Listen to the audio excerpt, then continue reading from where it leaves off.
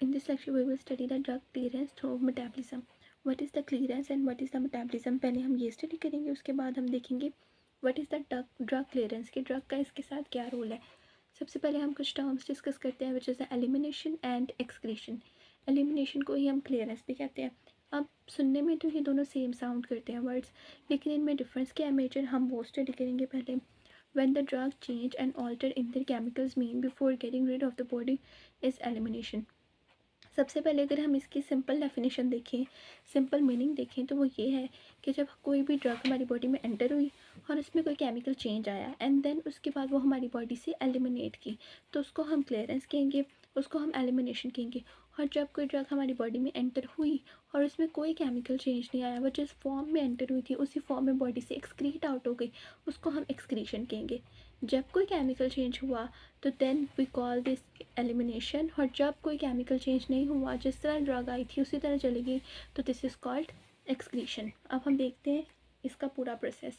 Chemical change मतलब कि कोई बॉडी आई एंड देन जीआईटी ट्रैक से होके वो हमारे पास चली गई लिवर में, एंड देन लिवर में गई तो लिवर में उसका हो गया bio transformation. You know about the bio transformation. Bio transformation is that कि बॉडी अपने ऑर्गेनिक कंपाउंड में थी या जिस भी फॉर्म में थी वो किसी डिफरेंट फॉर्म में चेंज हो गई, ड्रग का ब्रेक डाउन हो गया. This is biotransformation. Liver में हमारे पास ड्रग का बायो ट्रांसफॉर्मेशन हुआ एंड देन उसके बाद वो किडनी में गई और हमारे पास उसके फर्दर प्रोसेसेस हुए एंड देन उसके बाद वो बॉडी से एलिमिनेट हो गई. ये हमारे पास आ जाएगी क्लियरेंस. मतलब बॉडी पहले दो प्रोसेसेस से गुजरी है, विच इज़ बायो ट्रांसफॉर्मेशन जिसे हम ड्रग मेटाबॉलिज्म भी कहते हैं, एंड देन एक्सक्रीशन भी किडनी में ही आएगी.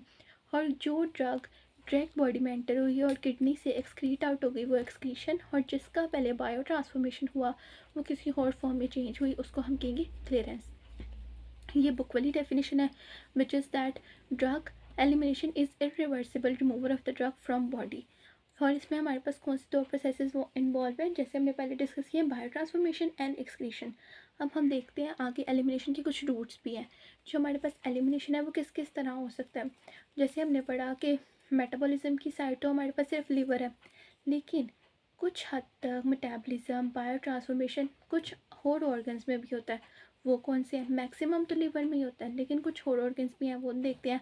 जैसे हेपेटिक लीवर है, बाइनरी बाइल के थ्रू, एंड यूरिनरी सिस्टम, वही एक्सक्रीशन वाला सिस्टम के बीच में इंक्लूड होगा. यहाँ पे देखते हैं, पहले इसको आगे स्टडी करते हैं, देन उसके बाद ये देखेंगे. Together these elimination decrease the plasma concentration exponentially. What is exponentially? ये आगे हम ग्राफ डिस्कस करेंगे, उसमें हम इस वर्ड को देखेंगे कि एक्सपोनेंशियली का मीनिंग क्या है. और together this elimination decrease the plasma concentration, मतलब ड्रग हमारे पास पहले लीवर में उसका मेटाबॉलिज्म होगा एंड देन किडनी से उसकी एक्सक्रीशन होगी. ये हमारे पास क्लियरेंस है, यानी कि ड्रग की बॉडी में क्लियरेंस हो रही है. जब ड्रग की बॉडी में से क्लियरेंस हो रही होगी तो हमारे पास प्लाज्मा लेवल क्या होगा, डिक्रीज़ होगा. फॉर एग्जांपल ये हमारे पास ब्लड स्ट्रीम है, हर ब्लड स्ट्रीम में हमारे पास ड्रग मौजूद है. जब ये ड्रग हमारे पास लीवर में जाएगी, लीवर में गई, उसका मेटाबॉलिज्म हुआ, ये ब्रेक डाउन हो गई, उसके बाद किडनी में गई. किडनी में जाने के बाद यहाँ से ड्रग मूव करती जा रही है, किडनी में जाने के बाद उसका फर्दर मेटाबॉलिज्म होगा, क्लियरेंस होगी और वो बॉडी से एलिमिनेट एक्सक्रीट आउट कर जाएगी. तो यहाँ पे ड्रग की प्लाज्मा में यानी कि ब्लड में ड्रग की कंसंट्रेशन क्या हो जाएगी, डिक्रीज़ हो जाएगी. ये यहाँ पे वो बता रहे हैं, जैसे जैसे ड्रग क्लियर होती जाएगी प्लाज्मा में उसका कंसंट्रेशन डिक्रीज़ होता जाएगा. Constant fraction of drug is eliminated in given unit time. Constant fraction का क्या मतलब है, ये हम आगे ग्राफ में भी पढ़ेंगे, यहाँ पे भी देख लेते हैं. अगर 100% ड्रग है तो एक आफ्टर सर्टेन टाइम, एक पर्टिकुलर टाइम में वो 50% में कन्वर्ट होगी, और उतने ही टाइम में, फॉर एग्जांपल एक ड्रग का रेट है 2 आवर्स पर यूनिट टाइम, 2 घंटे में वो 100 से 50 में कन्वर्ट हुई, तो नेक्स्ट फर्दर 2 आवर्स में ही वो 50 से आगे 25 में कन्वर्ट होगी. मतलब उसका 50% एलिमिनेट होता जाएगा, एक्सक्रीट आउट होता जाएगा. एक कांस्टेंट फ्रैक्शन रहेगा, ऐसे नहीं होगा पहले ड्रग 100 थी फिर 50 में आई फिर 20 में चले गई फिर 10 में चले गई, ऐसे नहीं. एक कांस्टेंट फ्रैक्शन, एक कांस्टेंट अमाउंट में हमारे पास ड्रग क्लियर होगी. इसका हम फार्मूला देख लेते हैं, which is the drug clearance is equal to 0.7. ये कांस्टेंट है, और ये वॉल्यूम ऑफ डिस्ट्रीब्यूशन है, ये भी हमारे पास कांस्टेंट है, और ये हमारे पास हाफ हाफ लाइफ कैसे ड्रग के रेट को अफेक्ट करेगी, हाफ लाइफ का इसमें क्या रोल है वो भी हम देखेंगे। लेकिन ये फॉर्मूला बहुत इंपॉर्टेंट है, ये आपने याद रखना है। टोटल बॉडी क्लियरेंस क्या होगा, टोटल बॉडी क्लियरेंस में हमारे पास हेपेटिक लीवर की क्लियरेंस भी शामिल है, रीनल किडनी की भी, पल्मोनरी लंग के थ्रू भी हमारे पास क्लियरेंस होती है, वो भी हम देखते हैं। और अदर ऑर्गन्स, कुछ ब्लड, कुछ डिफरेंट ऑर्गन्स भी इसमें इंक्लूड होते हैं, लेकिन बहुत माइनर माइन्यूट क्वांटिटी में। मेजर हमारे पास मेटाबॉलिज्म का ऑर्गन क्या है, liver, hepatic, portal system, liver. अब हम यहाँ पे देख रहे थे, जैसे एक्सक्रीशन की हमने डेफिनेशन पढ़ ली थी कि जो ड्रग हमारी बॉडी में आई, excretion is the removal of intact drug from the body. मतलब जिस तरह जिस फॉर्म में वो आई थी उसी फॉर्म में वो बॉडी से एक्सक्रीट भी होगी। When the drug get rid of the body without any chemical change, इसमें क्या था, विद केमिकल चेंज, और इसमें विदाउट एनी केमिकल चेंज। अब एक्सक्रीशन के भी हमारे पास ऑर्गन्स हैं, जैसे हमने एलिमिनेशन के, क्लियरेंस के ऑर्गन पढ़े, एक्सक्रीशन के भी हैं। वो कौन कौन से, इंटेस्टाइन है, बाइल है, लंग्स है, ब्रेस्ट मिल्क है, स्वेट, टीयर्स और सलाइवा के थ्रू भी एक्सक्रीशन होती है। अब इसको हम डिटेल में वन बाय वन डिस्कस करते हैं। इंटेस्टाइन से हमारे पास क्लियरेंस कैसे होगी, जब हम कोई ड्रग ऑरली इनटेक करते हैं और वो लिवर में नहीं जाती, किसी ऑर्गन में नहीं जाती, हमने कोई ड्रग ली, वो डायरेक्ट इंटेस्टाइन में आई। डायरेक्ट इंटेस्टाइन में आने के बाद वो बिल्कुल अब्जॉर्ब नहीं हुई, इंटेस्टाइन में उसने जो फंक्शन करना था वहीं पे अब्जॉर्ब हुई, लिवर में नहीं की, किसी और किडनी में, किसी और में किडनी में या किसी और ऑर्गन में नहीं की, और वो डायरेक्ट बॉडी से एक्सक्रीट आउट हो गई। तो मोस्टली जो ड्रग है वो यूरिन के थ्रू एक्सक्रीट आउट होती हैं, लेकिन इस केस में जब ड्रग डायरेक्टली इंटेस्टाइन में आती है तो वो फीसिस के थ्रू एक्सक्रीट आउट होती है। बाइल में भी लिवर इन्वॉल्व होगा, लंग्स में कैसे होगा, लंग में हमारे पास जो मेजर रोल है वो ये है कि लंग्स में फॉर एग्जांपल एक एनेस्थेटिक ड्रग है, कोई एक पेशेंट है जिसकी सर्जरी होनी है, सर्जरी के लिए हमने उसे एनेस्थीसिया देना है, और अगर हमने उसको एनेस्थीसिया इनहेल करवाया तो जब वो रिकवरी के टाइम पे एनेस्थीसिया जब रिमूव होगा तो वो हमारी बॉडी से रिमूव नहीं होगा, वो हमारे लंग से ही रिमूव होगा। फॉर एग्ज़ाम्पल हमने एक, हमारे पास एक, हम नाम ले लेते हैं सिरप का, जैसे हमारे पास डिसल्फरेंस, ये हमारे पास एक इनहेलर टाइप है, ये एनेस्थीसिया सर्जरी में यूज़ होता है। ये हमने जब इनहेल करते हैं, इनहेल करने के बाद ये हमारे लंग्स में जाता है, लंग्स से ही एक्सक्रीट आउट होता है। ये एनेस्थीसिया, ये हम सर्जरी में देते हैं, तो ये भी क्लियरेंस का काम करता है, लंग्स क्लियरेंस का काम करता है। नो से हमने इनहेल करवाया और क्लियरेंस कहाँ से हुई, लंग्स से, यानी कि वो लंग्स में गया, पेशेंट को अपना थेरेपेटिक इफेक्ट दिया एंड देन लंग्स से वो एक्सक्रीट आउट हो गया। अब ब्रेस्ट मिल्क है, ड्यूरिंग जब कोई भी मदर बेबी को फीड करवा रही होती है तो उस दौरान क्या होता है कि मिल्क के थ्रू भी कुछ हमारे पास अनडिज़ायरेबल साइड इफ़ेक्ट्स क्रिएट होते हैं, क्योंकि अनडिज़ायरेबल क्वांटिटी में कुछ चीज़ें जो अनडिज़ायरेबल होती हैं वो भी एक्सक्रीट होती हैं। ये रेयर केसेस में है, लेकिन इस तरह भी होता है, और इन्फेंट्स में इस तरह कुछ साइड इफ़ेक्ट्स और कुछ बीमारियां भी कॉज हो सकती हैं। स्वेट के थ्रू भी हमारी एक्सक्रीशन होती है, टीयर्स, लैक्रिमेशन के थ्रू हमारी एक्सक्रीशंस होती हैं, स्लाइवा के थ्रू भी होती है। ये सारे वो ऑर्गन्स हैं जिनके थ्रू एक्सक्रीशन होती है, लेकिन बहुत ही माइन्यूट क्वांटिटी में। अगेन मेजर एक्सक्रीशन मेटाबॉलिज्म के ऑर्गन्स हमारे पास लिवर और किडनी है, लेकिन यहाँ से भी होती है इन माइन्यूट क्वांटिटी। अगर यहाँ से ना हो तो हमारी बॉडी में डिजीज़ भी कॉज हो सकती हैं, क्योंकि एक्सक्रीशन वेस्ट मटेरियल का बॉडी से एक्सक्रीट आउट होना बहुत इंपॉर्टेंट है, वो किसी भी फॉर्म में हो। अगर वो हमारी बॉडी में रहेगा तो वो एक्यूमुलेशन होगा, एक्यूमुलेशन होगी तो टॉक्सिसिटी कॉज करेगा। अब नेक्स्ट हम इसके काइनेटिक्स डिस्कस करते हैं। नेक्स्ट हमने डिस्कस करना है काइनेटिक्स ऑफ मेटाबॉलिज्म। हमने पढ़ लिया कि हमारे पास एलिमिनेशन क्या है, एक्सक्रीशन क्या है, इनके ऑर्गन्स क्या है, इनमें डिफरेंस क्या है। अब हमने पढ़ना है kinetics. The metabolic transformation of the drugs is catalysed by enzymes.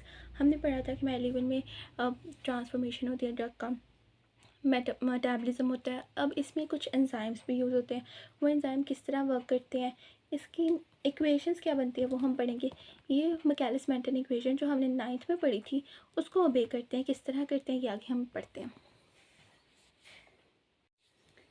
अब मैकेलिस मेंटन इक्वेशन में हम देखते हैं, हम दो तरह के काइनेटिक्स पढ़ते हैं, first order kinetics and the zero order kinetics.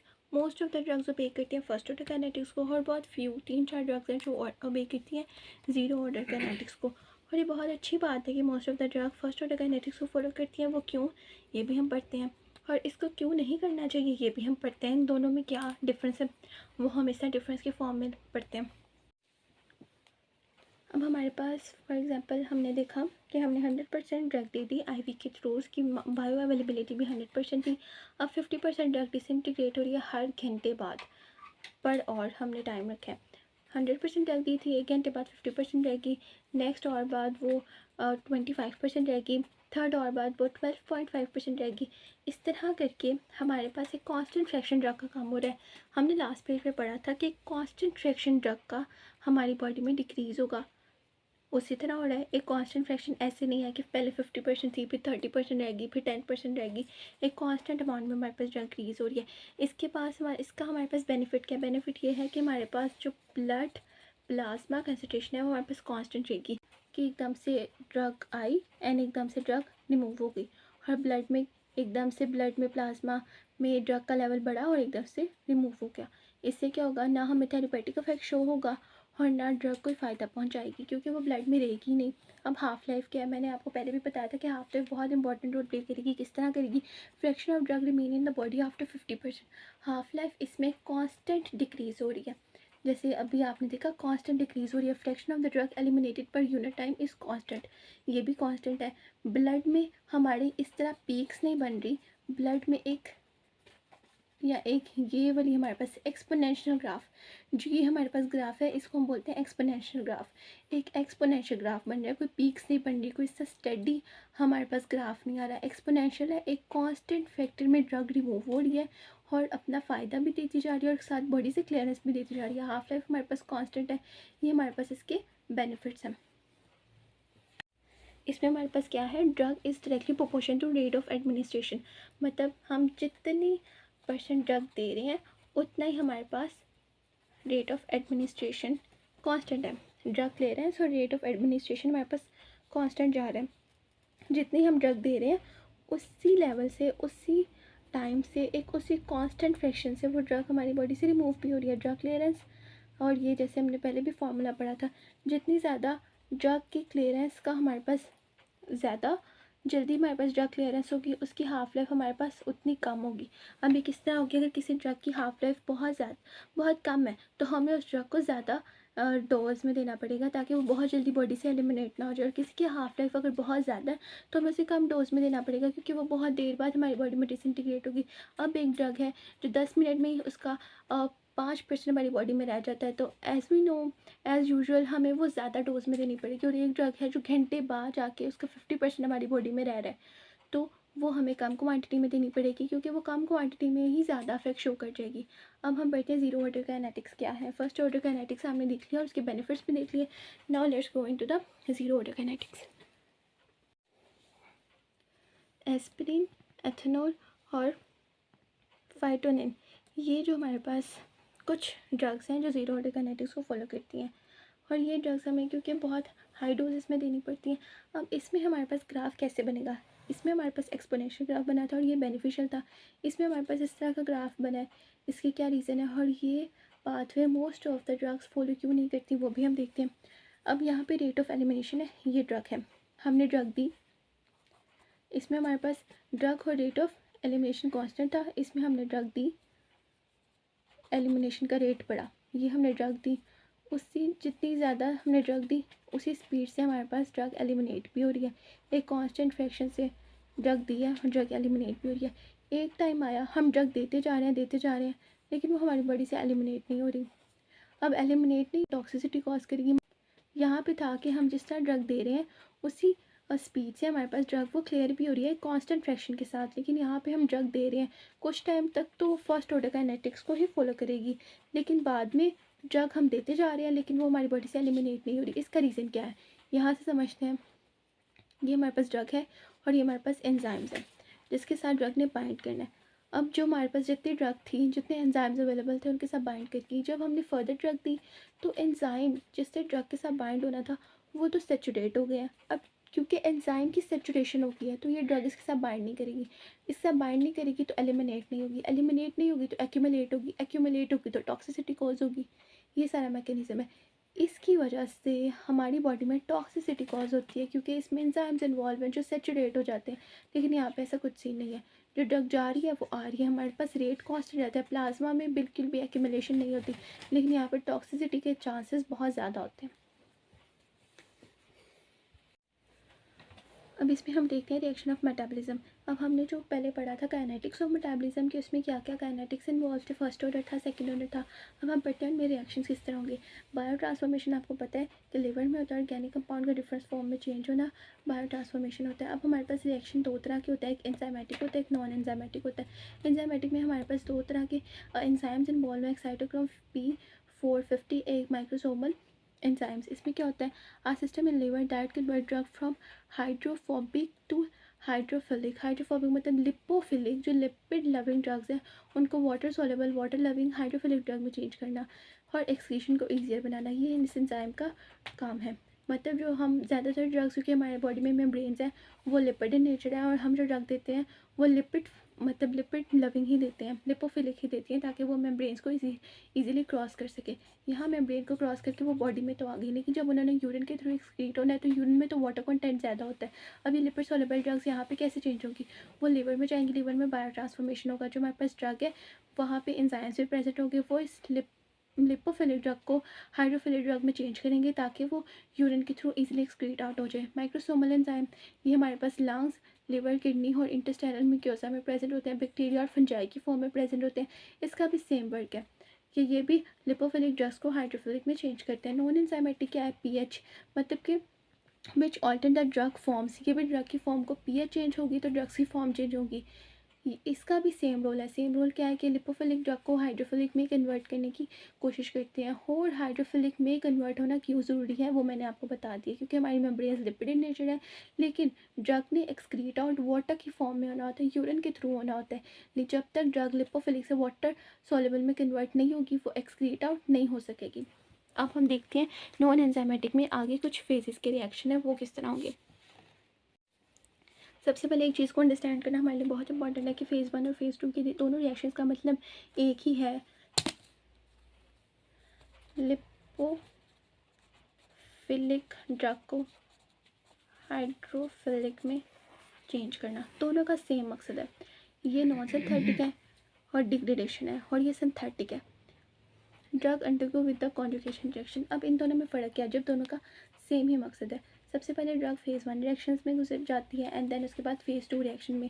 Phase 1 reaction में क्या होता है कि हमारे पास ड्रग में जो लिपोफिलिक इन नेचर है, create and modify functional group. Drug में हमारे पास पोलर फंक्शनल ग्रुप ऐड होता है। पोलर फंक्शनल ग्रुप क्या ऐड हो सकता है, ऑक्सीजन, हमारे पास ऑक्सीजन ऐड हो सकती है, NH2 ऐड हो सकता है, OH ऐड हो सकता है। ये हमारे पास पोलर फंक्शनल ग्रुप ऐड होंगे, ऑक्सीडेशन, रिडक्शन, हाइड्रोलिसिस, ये सारे रिएक्शन होंगे, और जो ड्रग है हमारे पास लिपोफिलिक से हाइड्रोफिलिक में कन्वर्ट होगी। एग्जांपल देख लेते हैं, ड्रग है इसमें हमारे पास ऑक्सीजन ऐड हुई NADPH की फॉर्म में, जो ड्रग है वो हमारे पास हाइड्रोफिलिक में कन्वर्ट हो गई, एंड देन उसके बाद क्या होगा, किडनी से यूरिन के थ्रू एक्सक्रीट आउट हो जाएगी। उसके बाद ड्रग हमारे पास जाएगी फ़ेज़ 2 रिएक्शंस में। फ़ेज़ 2 रिएक्शंस में क्या होगा, ये सिंथेटिक है, इसमें हमारे पास एडिशन ऑफ हाइड्रोफिलिक ग्रुप, इसमें हमारे पास पोलर फंक्शनल ग्रुप ऐड होगा, इसमें हमारे पास हाइड्रोफिलिक ग्रुप कॉन्जुगेशन के थ्रू ऐड होगा, जिसमें हमारे पास क्या होगा, सल्फेट ऐड हो सकता है, मिथाइलेशन में मिथाइल ऐड हो सकता है, इथाइलेशन में हमारे पास एथेनॉल, ये सारे हमारे पास ऐड होंगे। सेम पर्पस है इनका, लिपिड सॉल्युबल को हाइड्रोफिलिक में कन्वर्ट करना है। इसमें हमारे पास क्या पोलर फंक्शन ग्रुप ऐड हो रहा है, इसमें हमारे पास हाइड्रोफिलिक ग्रुप ऐड हो रहा है, कॉन्जुगेशन के थ्रू ऐड हो रहा है। कुछ रिएक्शंस में ऐसा भी होता है कि फ़ेज़ 2 रिएक्शन पहले होता है एंड फ़ेज़ 1 रिएक्शन बाद में होता है, लेकिन ये रेयर केसेस है, ज़्यादातर यही होता है। और ये हमारे पास एंजाइम्स, ये सारे रिएक्शन कहाँ पे हो रहे होते हैं, यहाँ लिवर में हो रहे होते हैं या इंटेस्टाइन में हो रहे होते हैं, क्योंकि बेसिक मेटाबॉलिज्म बायो, हम क्या पढ़ रहे हैं, हम मेटाबॉलिज्म और बायो ट्रांसफॉर्मेशन पढ़ रहे हैं, वही पढ़ रहे हैं कि उसमें हमारे पास रिएक्शन कौन कौन से होंगे। अब लीवर में ड्रग चली गई, फॉर एग्जांपल ये हमारे पास लीवर है, हमारे पास ड्रग आ गई, जब ड्रग आ गई हमने पढ़ लिया इसका बायो ट्रांसफॉर्मेशन होगा, कैसे होगा, एंजाइम्स होगा। कौन से एंजाइम्स होंगे, नॉन सिंथेटिक भी होंगे, सिंथेटिक भी होंगे। कौन कौन से रिएक्शंस होंगे, ये रिएक्शंस होंगे।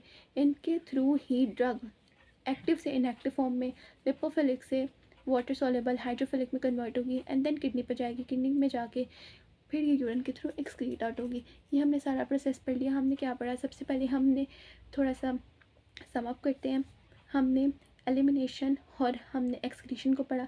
एलिमिनेशन और एक्सक्रीशन पढ़ने के बाद उसमें हमने डिफरेंस देखा, डिफरेंस देखने के बाद हमने उसमें काइनेटिक्स देखे, काइनेटिक्स ऑफ बायो ट्रांसफॉर्मेशन, हमने काइनेटिक्स देखे। काइनेटिक्स में हमने first order reaction and second order reaction देखा। ये रिएक्शन देखने के बाद हमने देखा कि हमारे पास रिएक्शन कौन कौन से और होते हैं मेटाबॉलिज्म में? हमारे पास एंजाइमेटिक भी होते हैं, नॉन एंजाइमेटिक भी होते हैं, लिवर में हो रहे होते हैं या इंटेस्टाइन में हो रहे होते हैं। नॉन एंजाइमेटिक में हमारे पास फेज़ 1 रिएक्शंस होते हैं, फेज़ 2 रिएक्शंस होते हैं। सबका बेसिक मकसद है ड्रग को ईजिली एक्सक्रीट आउट कराना बॉडी से, ताकि टॉक्सिसिटी ना